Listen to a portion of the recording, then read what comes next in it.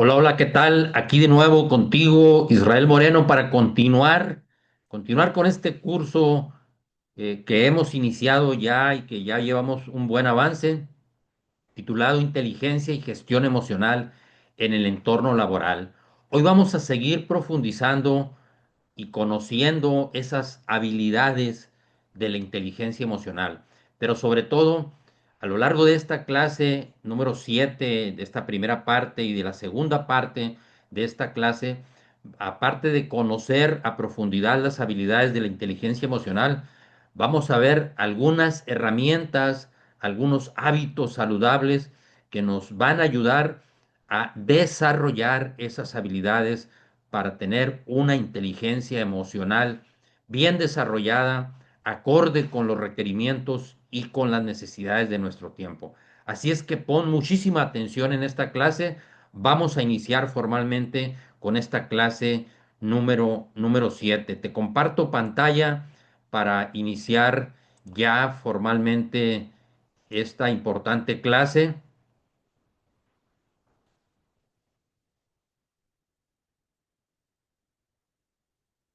Espero ya se esté viendo, estés viendo mi pantalla. Eh, continuamos con este curso Inteligencia y Gestión Emocional en el Entorno Laboral y te doy la más cordial de las bienvenidas a esta clase número 7. Te recuerdo que estamos en el módulo 2. Continuamos en este módulo 2, Fundamentos de la Inteligencia Emocional. Y este módulo se compone por la clase número 6 que ya vimos una breve introducción a los conceptos fundamentales y a los orígenes de los tipos de inteligencia y de la inteligencia emocional. Y en esta clase número 7 vamos a profundizar, como ya te lo decía al principio, en las herramientas para comprender y desarrollar esas habilidades de la inteligencia emocional. Daniel Goleman las identifica o las describe o las relaciona como estas 5 habilidades fundamentales y básicas. La primera de ellas es la autoconciencia, aquella habilidad que tenemos de ser conscientes, de darnos cuenta de lo que está ocurriendo dentro de nosotros mismos. Luego la segunda, que es la autorregulación, capacidad precisamente de gestionar nuestras emociones. Otra importantísima es la motivación interna, la empatía y las habilidades sociales, que son básicamente, entre las habilidades sociales, Daniel Goleman identifica la capacidad de comunicarnos asertiva y efectivamente, la habilidad de trabajar en equipo y la habilidad para resolver conflictos. Ahora, ¿cuál es el objetivo particular de este módulo? Ya lo vimos la clase anterior, pero permíteme recordártelo para que esté muy bien claro desde un principio. Al finalizar este módulo 2, tú como estudiante y todos los participantes de este curso comprenderán los conceptos fundamentales de la inteligencia emocional, incluyendo, por supuesto, las principales, que son la percepción y la regulación de las propias emociones y el impacto que estas habilidades eh, tienen en el entorno laboral y en el entorno social. Pero además, y esto es lo más importante, vas a aprender a aplicar estrategias y herramientas para comprender y sobre todo para desarrollar estas importantes habilidades de la inteligencia emocional. Y esto te va a permitir fomentar un entorno de trabajo más equilibrado, más productivo y obviamente emocionalmente vas a estar más equilibrado y te vas a sentir muchísimo mejor. Vamos con la clase número 7, primera parte, herramientas para comprender y desarrollar las habilidades de la inteligencia emocional. En esta clase, como te decía al principio, vamos a profundizar en el conocimiento de estas habilidades emocionales y aprenderemos, obviamente, algunas herramientas para poder desarrollarlas. Esta clase la vamos a dividir en dos partes, dada la extensión y la importancia que tiene los conceptos y la información que vamos a compartir y que vas a aprender a lo largo de esta clase. La vamos a dividir en dos partes para su mejor comprensión. Ahora vamos a ver el objetivo particular de esta clase número 7. Ahorita vimos el objetivo general del módulo. Ahora, esta clase número 7, al finalizar esta clase, los participantes comprenderán y aprenderán a definir con precisión las habilidades básicas de la inteligencia emocional. Es muy importante de entrada que aprendas, que conozcas, que seas capaz de desarrollar, comprender y definir estos conceptos tan importantes que Daniel Goleman llama habilidades de la inteligencia emocional. Además, obviamente, y lo más importante, como te lo reitero, vas a aprender a aplicar estrategias y herramientas para que no solamente las comprendas, sino que puedas desarrollar esas habilidades, fomentando, pues, te lo reitero, un entorno de trabajo más equilibrado y más productivo y no solamente en tu entorno de trabajo, sino en todas las áreas de tu vida y en todos los ámbitos donde tú te desarrolles, eh, pues te va a ayudar muchísimo estos conocimientos. Antes de continuar, vamos a repasar lo aprendido en la clase anterior, ya que no basta aprender, hay que repetir lo aprendido, decía sabiamente Séneca. ¿Por qué? Porque la repetición es la madre del aprendizaje, de acuerdo con este proverbio latino. Y el gran Napoleón Hill habla también de esta habilidad que tenemos como seres humanos de interiorizar el conocimiento a base de repetición y hasta que quede instalado, hasta que quede bien fijo en nuestra mente subconsciente, de tal manera que se convierta en sabiduría. Napoleón Hill la llamaba a esta habilidad autosugestión y es uno de los patrones fundamentales del éxito y es una de las pilares, o pudiéramos decir, es como la piedra angular en el arco de la filosofía de Piense y hágase rico de Napoleón Hill, la autosugestión. Y la autosugestión se logramos autosugestionarnos, es decir, interiorizar el conocimiento en la mente subconsciente a base de repetición. Todo lo que tú has aprendido a lo largo de tu vida, lo has aprendido a base de repetición. Por eso es tan importante repetir lo fundamental de la clase anterior. Empezando por el origen de las emociones. ¿Cuál es el origen? Decíamos, ¿de dónde provienen nuestras emociones? Decíamos, seguramente lo recordarás, el disparador de toda emoción puede ser un estímulo externo o un estímulo interno, un pensamiento o un recuerdo. Recuerda que para el cerebro humano, la mente humana no diferencia entre lo real y lo imaginario. Entonces, un simple pensamiento, un recuerdo, te puede disparar una emoción. Ahora, los estímulos, esos estímulos internos, ¿de dónde provienen? Los externos, pues ya lo sabemos, provienen del medio ambiente. Puede ser un ruido, puede ser un olor, puede ser un sonido, puede ser una sensación que la percibas en tu cuerpo. Pero los estímulos internos, ¿de dónde provienen? Bueno, provienen precisamente de nuestra memoria, de esas memorias que han quedado almacenadas en nuestra mente. Pero fundamentalmente, en la mente consciente, solamente el 5% de esas memorias, de esos recuerdos almacenados, están el 5% en nuestra mente subconsciente, perdón, y el 95% en la mente subconsciente. De tal manera que por eso a veces es tan difícil darnos cuenta de dónde provienen nuestras emociones, porque pueden provenir de recuerdos, pueden provenir que están instalados en la mente subconsciente, que ni siquiera nos estamos dando cuenta.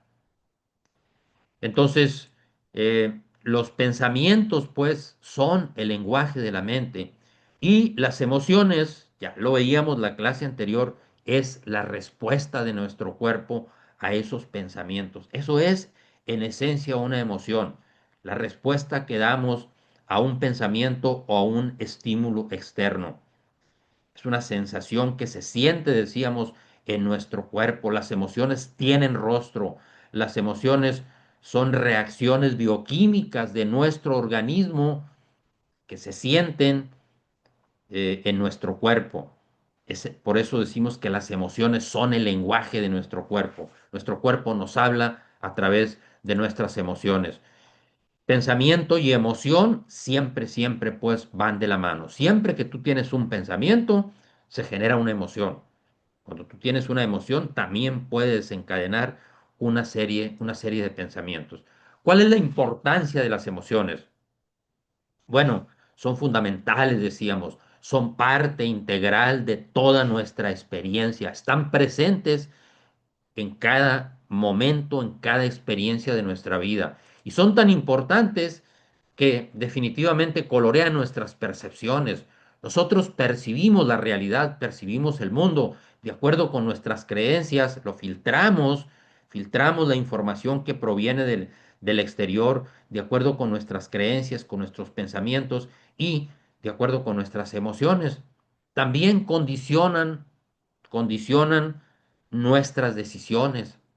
Siempre que tomamos una decisión, eh, están presentes las emociones y las condicionan definitivamente. Por ejemplo, si tú quieres emprender un negocio, por ejemplo, y sientes el miedo a fracasar, el miedo es una emoción que te puede paralizar y que te puede detener. Entonces condiciona esa decisión que tienes que tomar de emprender.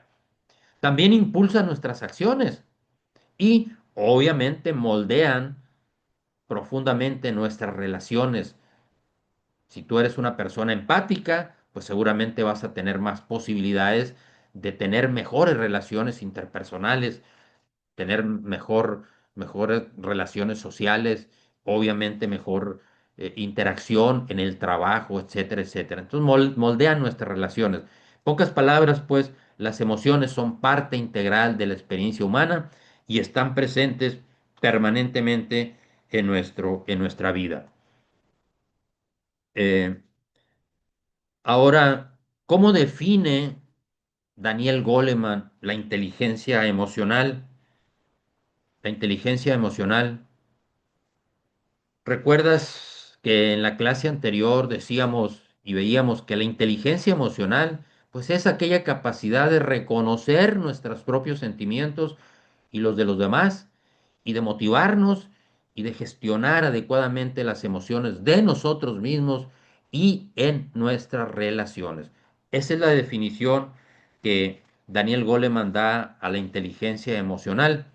Es decir, decíamos también que este gran autor, este gran pensador de nuestro tiempo, psicólogo, introdujo un enfoque mucho más práctico y mucho más aplicable a nuestra vida diaria y al mundo laboral y al mundo social. Daniel Goleman fue quien popularizó el término y sacó esta importante rama del conocimiento, del saber, del ámbito de las universidades. Lo hizo público a través de ese libro importante que es La inteligencia emocional, publicado en el año de 1995. Y precisamente Daniel Goleman destaca que la inteligencia emocional pues es fundamental, es esencial, es prioritaria para el éxito en el trabajo y en las relaciones interpersonales. Y es incluso, lo dice en otra ocasión Daniel Goleman, incluso dos veces más importante que el coeficiente intelectual en muchos casos. El modelo de Daniel Goleman pues va mucho más allá de la teoría científica, se enfoca precisamente en esas competencias sociales que influyen directamente en el liderazgo, en el manejo del estrés, en la productividad, etcétera. Vamos ahora sí de lleno, después de este breve repaso de la clase anterior. Vamos con las 5 habilidades claves de la inteligencia emocional. Vamos a profundizar en el conocimiento de cada una de ellas, de estas habilidades, y sobre todo, como te decía al principio, vamos a ver cómo puedes tú desarrollarlas. Conscientes de que a mayor desarrollo de nuestra inteligencia emocional, pues mayor será nuestro equilibrio, nuestra paz mental y por supuesto nuestra productividad en el trabajo. ¿Cuáles son estas 5 habilidades? Ya las vimos desde un principio: autoconciencia, autorregulación, motivación interna, empatía y compasión, y habilidades sociales. Habilidades sociales, fundamentalmente, Daniel Goleman distingue tres: habilidad para comunicarnos, para tener una comunicación asertiva y efectiva; la habilidad para trabajar en equipo; y la habilidad para resolver conflictos. Entonces, para Goleman, la inteligencia emocional es una combinación. ¿Es una combinación de qué? De competencias emocionales y sociales, personales y sociales, que influyen pues en el comportamiento, influyen en nuestras relaciones interpersonales y en el éxito personal, en el éxito profesional. Vamos a ir profundizando en cada una de ellas, tratando de definirlas, que comprendas el concepto, que comprendas la importancia, y vamos a ir dando tips para cómo puedes desarrollar cada una de ellas. Vamos con la primera. La primera es la autoconciencia. ¿Qué es la autoconciencia? Bueno, ni más ni menos que la capacidad de reconocer y comprender nuestras propias emociones, así como el impacto que éstas tienen en nuestros pensamientos y en nuestros comportamientos. Es ni más ni menos que darle nombre a aquello que tú estás sintiendo, que seas consciente cuando algo ocurre en tu interior, en tu cuerpo, en tu mente, en todo tu ser, que te des cuenta que algo está pasando. Se llama autoconciencia. Eh, Implica pues identificar cómo y por qué te sientes de cierta manera en un momento determinado. O sea, darte cuenta de que algo está pasando en tu interior. Identificar cómo y por qué te sientes de cierta manera. Además, te permite evaluar con precisión tus fortalezas y tus limitaciones.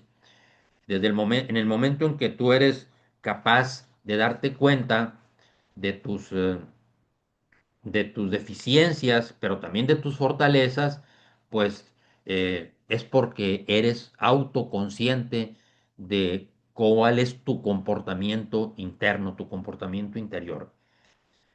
Vamos a ver un ejemplo de la vida diaria, que seguramente tú lo has experimentado en algún momento de tu vida. El miedo a hablar en público. ¿A quién de nosotros no nos da miedo hablar en público? Creo que a todos los seres humanos. Imagina pues que estás a punto de dar una presentación en el trabajo, por ejemplo, o de dar una rueda de prensa si eres un líder que vas a dar una información importante, o a dictar una conferencia, y comienzas a sentir esos nervios. Te da pánico hablar en público. En realidad, a todos nos pasa, como te decía, en alguna u otra medida, y con frecuencia sabemos por qué. Y bueno, como breviario cultural, te puedo decir que el miedo, el origen de todos los miedos, se encuentra en ese miedo ancestral a no ser suficientes. Quienes han estudiado este tema eh, han llegado a la conclusión de que cuando nuestros ancestros más primitivos vagaban por las sabanas africanas hace alrededor de 2,5 millones de años, vagaban en pequeñas tropillas, pequeños grupos, conglomerados de seres humanos, y si alguno de los individuos era incapaz de mostrar habilidades valiosas para ayudar, para apoyar, para sacar adelante a ese grupo, pues lo dejaban solo, lo apartaban de la comunidad y este pues, eventualmente moría. Esta situación lógicamente le generaba miedo. Este es, de acuerdo con algunos estudiosos, el origen de todos nuestros miedos. En el origen de todos nuestros miedos está el miedo a no ser suficientes o el miedo a no dar el ancho, como decimos en términos populares, o el miedo al qué dirán, al qué va a decir la gente, como decimos también en el lenguaje coloquial. Y aquí precisamente es donde entra en juego las habilidades de la inteligencia emocional. Si tú eres autoconsciente, te das cuenta cuál es el origen de ese miedo. Si eres autoconsciente, pues reconocerás el origen de esos nervios que te están dando, quizá porque no te sientes completamente preparado y cómo está afectando también te das cuenta tu comportamiento. Es importante que entiendas y que te des cuenta cómo somatizas ese miedo. Fíjate que decíamos que las emociones se sienten en el cuerpo, es decir, se somatizan.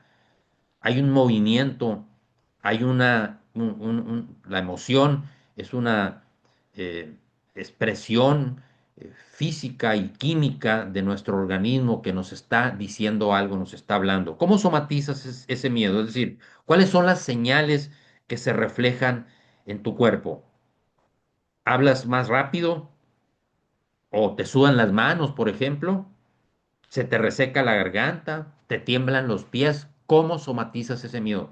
Date cuenta cómo estás somatizando el miedo. Esto es empezar a ser autoconsciente de esa emoción. Al ser consciente o autoconsciente, pues puedes tomar medidas para, para bajarle bajar esa emoción, para gestionar favorablemente esa emoción. Puedes tomar la medida de hablar más pausado, puedes tomar la medida de respirar profundamente, eh, o hacer breves pausas, por ejemplo, antes de continuar. Entonces, en eso consiste precisamente la autoconciencia, darte cuenta de lo que está ocurriendo en tu interior e ir tomando medidas, precauciones para que esa emoción no te sorprenda, para que esa emoción no te limite, para que esa emoción no te frene en tus decisiones. Vamos a ver ahora algunas herramientas para desarrollar esta habilidad que se llama la autoconciencia. Una de ellas, y muy importante, es escribir un diario emocional. Tomar papel, pluma y diariamente ir anotando cuáles son esas emociones que estás experimentando permanentemente, identificando las situaciones incluso que las provocan y cómo las manejas, reflexionar sobre patrones emocionales y cómo influyen en tus acciones. Fíjate que los diarios han sido eh, recursos muy utilizados a lo largo de la historia para gestionar precisamente las emociones. Y como ejemplo típico y clásico que siempre se menciona es precisamente el diario de Ana Frank, que fue una joven que estuvo eh, escondida con su familia en algún lugar, en un ático secreto de su casa durante la ocupación nazi en la Segunda Guerra Mundial, por allá en la ciudad de Ámsterdam, y estuvo escondida entre 1942 y 1944, en plena Guerra Mundial. En agosto de 1944, el escondite donde se encontraba Ana Frank con su familia fue descubierto por la Gestapo y todos los ocupantes fueron arrestados. Ana murió en un campo de concentración y el único sobreviviente de la familia fue su padre, quien publicó este diario en 1947. A través de su diario, de sus escritos, Ana reflexionaba, por ejemplo, sobre el miedo, sobre la incertidumbre, pero también sobre la esperanza en medio de una situación alarmante y extrema, por demás preocupante. El escribir precisamente le permitió expresar sus frustraciones y sus ansiedades, lo cual le ayudó a lidiar con ese estrés emocional que la carcomía por dentro. Entonces, el diario de Ana Frank es un ejemplo conmovedor de cómo la escritura personal puede convertirse en un espacio para la reflexión profunda y para el autoconocimiento, el autodescubrimiento, incluso en las circunstancias más difíciles como las que vivió esta jovencita de ascendencia judía. Entonces, te recomiendo ampliamente, pues, esta práctica. Al escribir tu diario, vas a darte cuenta de lo que está ocurriendo en tu interior. Y otra práctica sumamente importante o herramienta para desarrollar la autoconciencia, quizá la más importante para mí, seguramente es practicar la meditación. La meditación, como bien sabes, pues es una práctica milenaria de las más destacadas tradiciones espirituales, tanto de Oriente como de Occidente, y las han utilizado las tradiciones espirituales y religiosas como una práctica para el autoconocimiento, para la transformación interior y para también para la conexión con la divinidad cuando se usa en el ámbito religioso. Por ejemplo, el hinduismo, 1500 años antes de Cristo, los Vedas de la India hacían uso de la meditación. El budismo, siglo sexto antes de Cristo, el taoísmo, el siglo cuarto antes de Cristo, el judaísmo y el cristianismo, siglo tercero al siglo XXI, siguen utilizando esta práctica, pues, que es la meditación. Y hay un tipo de meditación que es la que yo te quiero recomendar, que es una meditación que se ha puesto de moda últimamente, que se llama mindfulness. Es un estilo de meditación que en los tiempos modernos ha cobrado muchísimo auge. Y la clave de esta práctica es enfocar la mente en el momento presente y a tomar conciencia de las emociones a medida que surgen estas emociones o estos pensamientos sin juzgarlos. Esto fortalece muchísimo la capacidad para reconocer y aceptar tus propias emociones. Vamos a profundizar un poquito más acerca de esta práctica porque es muy importante que tú la adoptes como una práctica diaria para poder para poder desarrollar esta habilidad que es la autoconciencia y la autorregulación. Eh, ¿Qué es la meditación mindfulness? ¿Cómo podemos definir? El mindfulness es un estado de la mente que surge cuando prestamos atención al momento presente. Pero ojo con lo siguiente, en una actitud de apertura, curiosidad y no juicio. Es decir, sin juzgar tus pensamientos, sin engancharte con ellos. En pocas palabras, implica mantener la atención plena aquí y ahora. Para eso nos sirve precisamente el mindfulness, para aquietar nuestra mente, para aquietar esa olla de grillos que a veces están eh, en nuestra mente, para aquietar a esa loca de la casa, como le decía Santa Teresa de Jesús a la mente, o ese mono travieso que salta de rama en rama, como le llamaba a la mente un monje tibetano. Entonces, la meditación mindfulness te permite aquietar, te permite concentrar tu atención en el momento presente, en el aquí y en el ahora. Y no permitir que tu mente ande vagando entre el pasado y el futuro, sino centrar la atención en el momento presente. Básicamente, pues, es un entrenamiento de la atención que te vuelve capaz de enfocarla, de dirigirla, para que tu mente no vaya descontrolada de un lado a otro. Eso es básicamente. y, y llevar, que te lleve a, pues, a pensamientos y preocupaciones innecesarias y a veces hasta erráticas. Hoy sabemos por la neurociencia que los seres humanos tenemos alrededor de 60.000 pensamientos diariamente. Nuestra mente, pues, tiende a llevarnos a las experiencias negativas del pasado o a que forjemos futuros catastróficos si no las sabemos controlar. A esto se refería pues aquel monje tibetano que te decía ahorita, que es como un mono travieso saltando de rama en rama.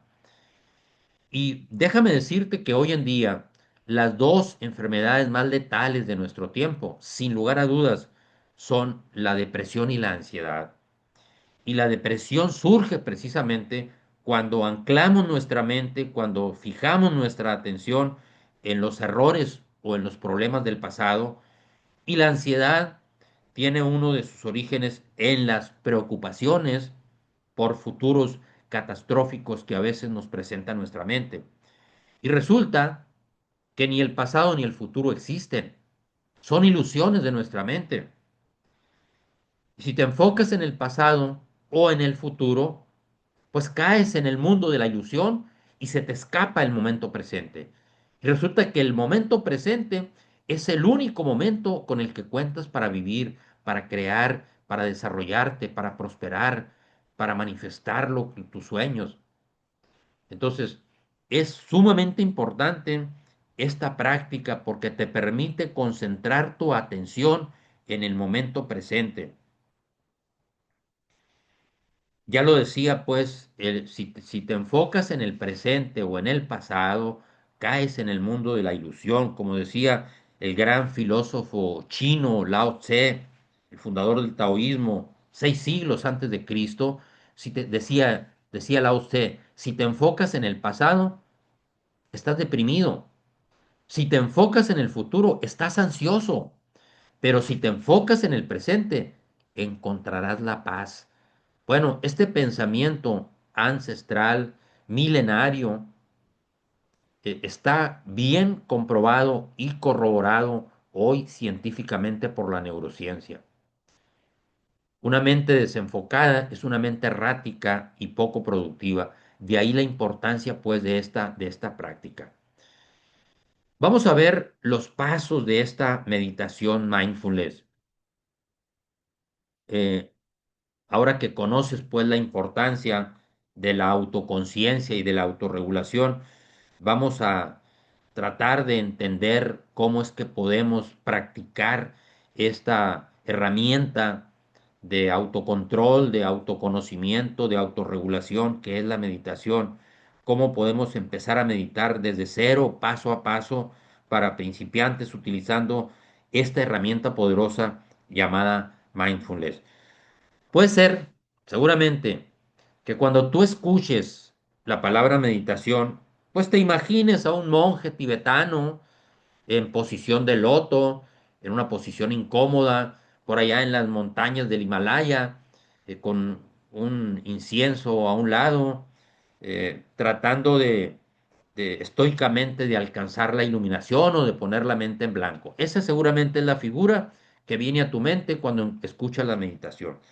Pero la meditación mindfulness no tiene nada que ver con este proceso.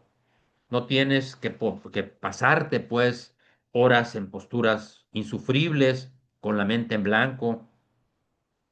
De lo que se trata precisamente es de salir del pensamiento descontrolado y superar todas las tensiones y todas las angustias que te martirizan cuando tu mente está descontrolada. De lo que se trata es de poner orden en ese caos mental y tener claridad mental necesaria para tomar mejores decisiones, y a medida que vayas logrando resultados satisfactorios, seguramente, te lo garantizo, te vas a sentir mejor. Bueno, ya con esta introducción, espero que te haya entrado la curiosidad y seguramente te estarás preguntando, ¿cómo carajos se practica el mindfulness? Te va a sorprender lo sencillo que es esta práctica. Y lo mejor es que solo tienes que invertir unos cuantos minutos al día. 5 o 10 minutos son suficientes cuando tienes la habilidad de practicar esta herramienta. En primer lugar, solo requieres sentarte cómodamente. 3 acciones fundamentales para practicar esta meditación. La primera de ellas, sentarse cómodamente. respirar sosegadamente y enfocar tu atención en la respiración para que tu mente precisamente quede anclada en el momento presente. La mente controla el cuerpo, pero la respiración es capaz de controlar a tu mente. Vamos ahora a revisar cada uno de estos tres elementos que se requieren. Primeramente, la postura de práctica, sentarse cómodamente. Puedes sentarte donde quieras, en tu silla favorita, en el sofá o hasta en el asiento de tu automóvil, siempre y cuando obviamente no vayas manejando, en el borde de tu cama, donde gustes. Lo importante es que te sientas recto, así como ves precisamente esa imagen, con la espalda reposada sobre tu respaldo, los pies en el suelo y las manos sobre los muslos. Esta es la postura ideal, tal como se aprecia en esta diapositiva. Segundo paso, la respiración. Cerrar los ojos y respirar profunda y sosegadamente. La respiración, decía, es tan importante que controla a la mente. La respiración es sumamente importante y no nos han enseñado a respirar. Fíjate que decían los monjes Vedas de la India que en el momento de nuestra respiración estamos conviviendo con la vida y con la muerte, ya que al exhalar no sabemos, no estamos seguros si la siguiente inhalación va a regresar. Nuestra vida pues es tan efímera como un suspiro. La respiración entonces sí debe ser muy especial. Tenemos que hacer un pequeño cambio con respecto a la forma habitual que tenemos de respirar. Pues verás, te cuento una cosa muy importante. En nuestro día a día respiramos a un ritmo muy rápido, muy acelerado, a razón de 15 ciclos por minuto, es decir, 15 inhalaciones y 15 exhalaciones. Y esta respiración es muy acelerada, crea niveles muy elevados de dióxido de carbono en la sangre que activan una respuesta de estrés en nuestro sistema nervioso. El famoso modo simpático, ese modo de emergencia que existe para que podamos protegernos de una amenaza. Eh, entonces, el tipo de respiración que nos ayuda es una respiración profunda, es una respiración sosegada, es una respiración tranquila, a tu ritmo, pero sin acelerarte. Una respiración, digamos, más pausada y más profunda, es decir, que el ritmo sea más lento y que el oxígeno llene las regiones más profundas de tu cuerpo. Y eso lo logras, no solamente lo logras utilizando sobre todo el diafragma. Cuando inhalas, el aire llega hasta tus pulmones, pero no se queda solamente ahí, sino que llega hasta tu vientre y lo llena de aire. Ese es el tipo de respiración que requerimos. El tercer paso es quizá el más importante: enfocar la atención en la respiración para que la mente quede anclada en el momento presente. Mientras respiras profunda, tranquila y sosegadamente, enfocas tu atención, la atención de tu mente, en la respiración y dejas que tu cuerpo respire siguiendo su propia cadencia y te das cuenta de cómo lo hace prestándole atención a la respiración. Así es como te instalas en la presencia, respiración a respiración. Permites que tu mente se enfoque en el momento presente gracias a que estás atento a ese proceso biológico que es tu respiración. Hasta que te distraigas, porque te vas a distraer. La mente te va a poner delante un pensamiento que te va a llevar a otro y a otro y a otro. Y antes de que te des cuenta, estarás muy lejos del momento presente, divagando en los problemas del pasado o preocupado por tu futuro incierto. Eso te va a suceder tarde o temprano. Te lo advierto, no te preocupes, no te desesperes. A todo el mundo le pasa. No podrás evitarlo. Te pasará a ti, me pasa a mí y le pasa pues al monje más eh, del Himalaya que lleva décadas meditando. ¿Qué tienes que hacer? Es la pregunta seguramente que te estarás haciendo. Cuando tu mente se disperse y notes que se ha perdido en divagaciones, ¿qué tienes que hacer? Regresar a poner tu atención en la respiración para volver a instalarte en el aquí y en el ahora, en el momento presente. Tu respiración es el ancla que te va a traer de vuelta al momento presente. Tu mente se distrae una y otra vez y tú la traes de vuelta al momento presente una y mil veces si es necesario. Eso es, así es la práctica de la meditación. No te frustres ni te desesperes, sobre todo al principio. Cuando te distraigas, usa el ancla de la respiración para enfocar de nuevo tu atención.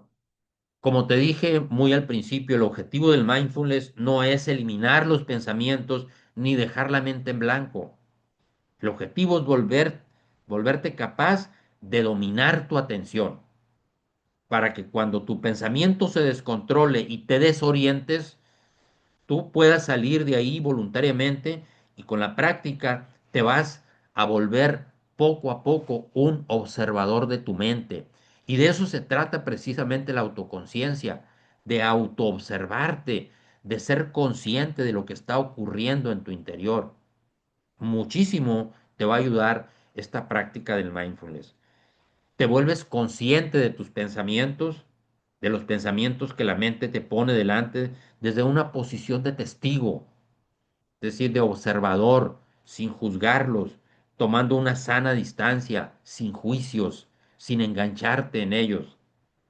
Y empiezas a conocer más acerca de ti, empiezas a conocer más de tus desviaciones, de tu dolor, de tus interpretaciones a veces erróneas de la realidad que van a emerger durante la meditación, porque con el ajetreo del día a día, pues no eres capaz a veces de percibirlas.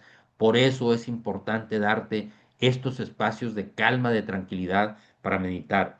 El mindfulness pues te va a permitir recuperar la autoconciencia que tendrá un impacto en múltiples niveles de tu vida. Como tu sistema nervioso ya no está en modo alerta, estás atento, estás tranquilo, estás sosegado, tu mente está más calmada, cesan tus preocupaciones,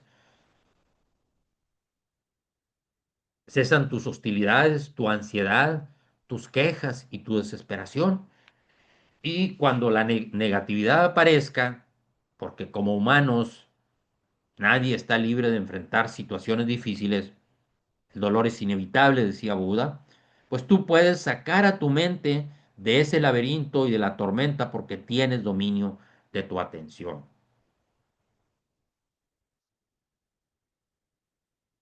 Esos son muchos de los grandes beneficios de la meditación.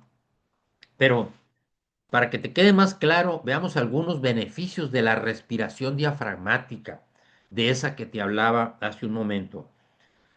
Algo tan sencillo como respirar sosegadamente provoca que tu cuerpo, fíjate, reduzca el consumo de oxígeno, con lo que tu sangre se vuelve menos ácida y rápidamente sales de ese modo de lucha o de huida,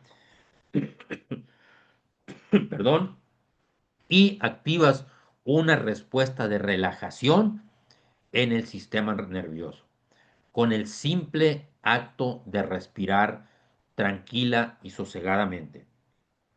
También otro beneficio importante de la respiración diafragmática es que se restablecen las funciones de crecimiento orgánico.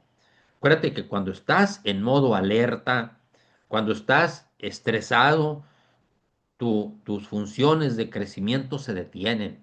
Bueno, la meditación te hace que las funciones de crecimiento orgánico se restablezcan.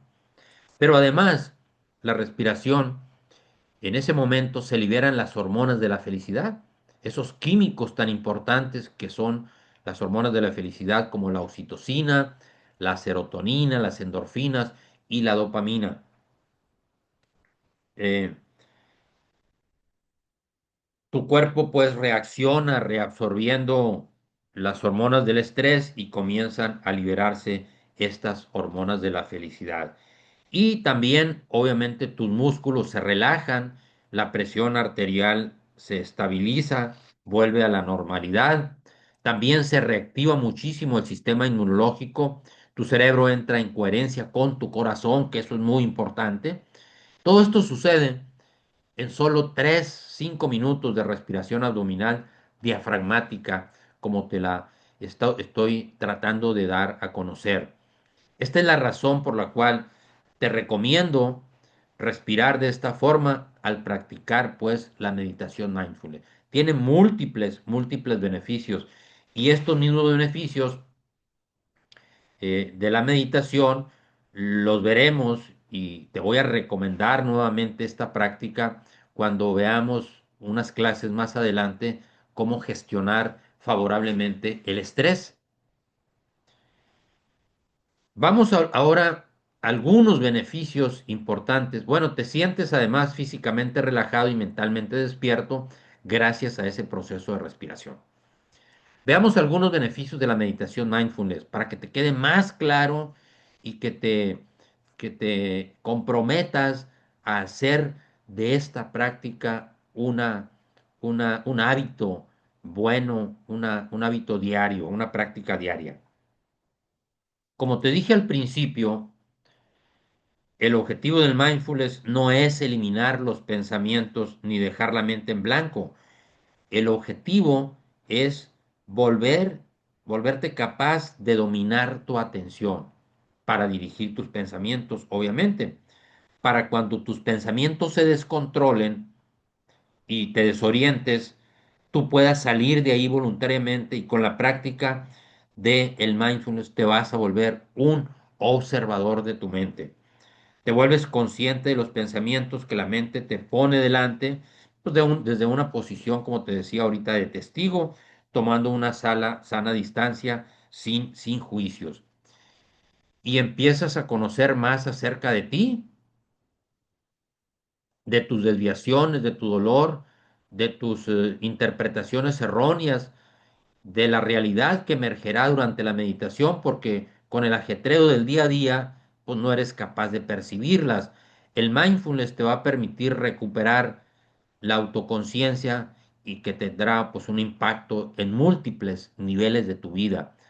Como tu sistema nervioso ya no está en modo de alerta, tu mente está más calmada, pues cesan tus preocupaciones, tus hostilidades, tu ansiedad, las quejas y la desesperación. Y cuando la negatividad aparezca, porque como humanos nadie está libre de enfrentar situaciones difíciles, pues tú puedes sacar a tu mente del laberinto y de la tormenta porque tienes dominio sobre tu atención. Cuando empieces a practicar el mindfulness, pues va a mejorar tu salud, tu vitalidad, vas a poder dormir mejor, mejorará tu humor, elevas tu autoestima, desarrollas más resiliencia, te vuelves más resiliente y mejoran tus relaciones interpersonales. Estos son los beneficios indudables que han sido demostrados por las ciencias modernas, sobre todo por la neurociencia.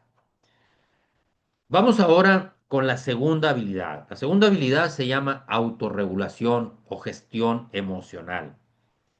La aptitud magistral la llama Daniel Goleman. Le dedica todo el capítulo 6 de su libro La inteligencia emocional a esta importante habilidad. Una vez que somos conscientes de nuestras emociones, sabes lo que está ocurriendo en tu interior gracias a la habilidad de la autoconciencia, el siguiente paso pues es gestionarlas adecuadamente. Y a esta habilidad se le denomina autorregulación. ¿Qué es? ¿Cómo se define la autorregulación? Es esa capacidad de manejar tus emociones de manera efectiva, evitando reacciones impulsivas. No significa, por supuesto, reprimir las emociones, sino procesarlas de manera saludable y controlada. Las personas con buena autorregulación no se ven fácilmente abrumadas por el estrés o por la frustración. ¿Por qué? Porque son capaces de autorregularse. Un ejemplo que nos puede ayudar, ejemplo de la vida diaria, que te puede ayudar a entender cómo funciona esta habilidad. Bueno, ante una crítica, ¿cuáles son las dos posturas que puedes tener? ¿Reaccionas o respondes? Supón que estás en una reunión con varios colegas de tu trabajo, están en una reunión y alguno de ellos, uno de tus compañeros, hace un comentario crítico sobre tu trabajo que en el momento obviamente te va a molestar, te molesta. ¿Cuál sería tu actitud? ¿Reaccionas o respondes? Ante una crítica, fíjate que la persona con buena inteligencia emocional responde serenamente, pide una aclaración o puede contraargumentar racionalmente en lugar de reaccionar impulsivamente. Hay una gran diferencia entre la reacción y la respuesta. La reacción es animal, es impulsiva, es instintiva. Los animales reaccionan. Los seres humanos con baja inteligencia emocional reaccionan. Los seres humanos que tienen desarrollada su inteligencia emocional responden serenamente. Se paran, piensan y responden. Es la respuesta, pues. Esto es muy común en nuestro día a día, en nuestra familia, en nuestras relaciones sociales, en nuestras relaciones laborales. Alguien te hace una crítica y tú, obviamente, puedes emitir esa respuesta, eh, reaccionar impulsivamente o puedes serenamente responder.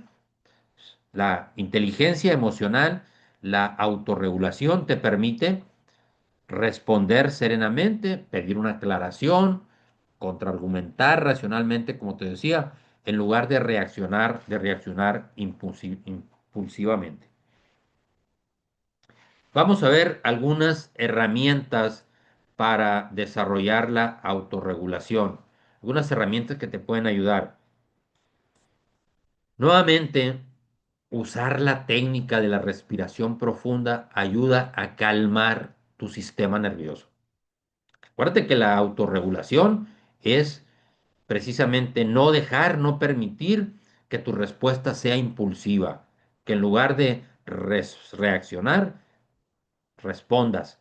Entonces, usar la técnica de la respiración profunda, practicar la respiración profunda te va a ayudar muchísimo a calmar el sistema nervioso y sobre todo te da tiempo para reflexionar antes de reaccionar impulsivamente. Le das tiempo a la parte racional de tu cerebro, a tu corteza prefrontal, para que asuma, para que reflexione y para que no responda impulsivamente. Aprender a respirar profundamente, lo que se conoce como la respiración diafragmática, como te la exponía hace un momento, es un arte y reporta muchísimos beneficios a nuestra salud psicoemocional. Eh, la respiración acelerada, por contrario, que es contraria, diferente a la respiración diafragmática, profunda, tranquila, la respiración acelerada es una señal, cuando estás respirando aceleradamente, le estás dando una señal a tu cerebro de que está en peligro y desencadena obviamente la respuesta del estrés que pone a tu organismo en un sistema de modo lucha o de huida, como veremos más adelante cuando hablemos pues del estrés. Entonces, primera herramienta, respiración profunda. Segunda, cuenta hasta 10 a fin de ganar tiempo para responder en lugar de reaccionar. Cuando sientas que tus emociones te abruman, tómate un momento de calma para contar hasta 10 antes de responder. Este breve repaso o descanso te va a permitir procesar la situación y elegir seguramente una respuesta más adecuada, más acertada. Son dos técnicas muy sencillas que las puedes practicar en el día a día, que te van a ayudar mucho en esos momentos en que te das cuenta de que una emoción, sobre todo una emoción negativa, como el miedo, como la ira, como la venganza, como la frustración, esas emociones negativas que a veces nos asaltan, para poder gestionarlas, para poder modelarlas, bajarles la intensidad de esa emoción, nos sirve mucho esa técnica. Respira profundamente y cuenta hasta 10. Te recomiendo una actividad de aprendizaje, la número 4 de este curso, que está, te recomiendo que sigas la guía de actividades de aprendizaje número 4. Y esta actividad consiste en que tú hagas un diario emocional. Como veíamos ahorita, te va a ayudar muchísimo a desarrollar tu autoconciencia, tu autoconocimiento. Escribe tu diario emocional durante los 7 días de la siguiente semana y ojalá lo pudieras convertir en un hábito permanente y constante en tu vida. Te sugiero que te guíes por estas preguntas para darle forma, sobre todo al principio que estás empezando a practicar esta herramienta que es escribir un diario. Pregúntate. Pregúntate qué hice mal el día de hoy. Lo puedes hacer durante la tarde, noche, antes de irte a dormir y escribe en tu diario qué hice mal el día de hoy. Recuérdalo y anótalo. También, por supuesto, recuerda qué hiciste bien y anótalo. ¿Qué hubieras hecho de mejor forma o de forma diferente? Y anótalo. Son 3 preguntas que te pueden ayudar a orientar la escritura de tu diario, pero también puede ser libre. Es decir, puedes anotar lo que te aconteció, lo que te ocurrió, cómo te sentiste, qué desencadenó o qué detonó esta emoción o este sentimiento. Y eso es básicamente, pues, esta actividad tiene una ponderación de 4% en relación con la calificación final de este curso taller. Durante una semana te recomiendo pues que la practiques. Bueno, cerramos esta clase con una idea fuerza del emperador romano Marco Aurelio, a quien apodaban el emperador filósofo. Marco Aurelio, seguramente tú lo sabes, es considerado pues uno de los principales representantes del estoicismo, que esta es una corriente filosófica que enseña la autodisciplina, la virtud, la aceptación serena, la autoconciencia sobre todo. Su principal legado de este filósofo rey sabio es su obra Meditaciones. Cerramos esta clase con una frase de Marco Aurelio. Tú tienes poder sobre tu mente, no sobre los acontecimientos externos. Date cuenta de esto y encontrarás la fuerza.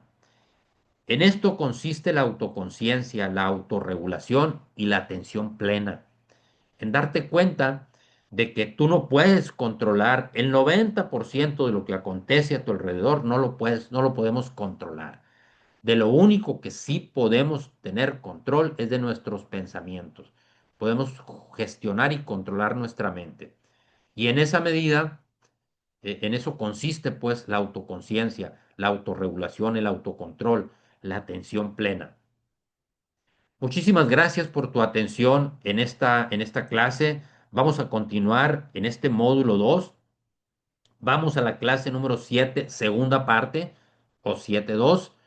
Vamos a ver algunas otras herramientas para comprender y desarrollar las habilidades de la inteligencia emocional. La siguiente clase vamos a ver la motivación interna, la empatía y las habilidades sociales. Así es que no te la pierdas. Nos vemos la próxima clase. Espero que la información que hemos compartido el día de hoy sea de tu mayor provecho y que pues te sea muy útil en tu vida práctica diaria. Muchas gracias.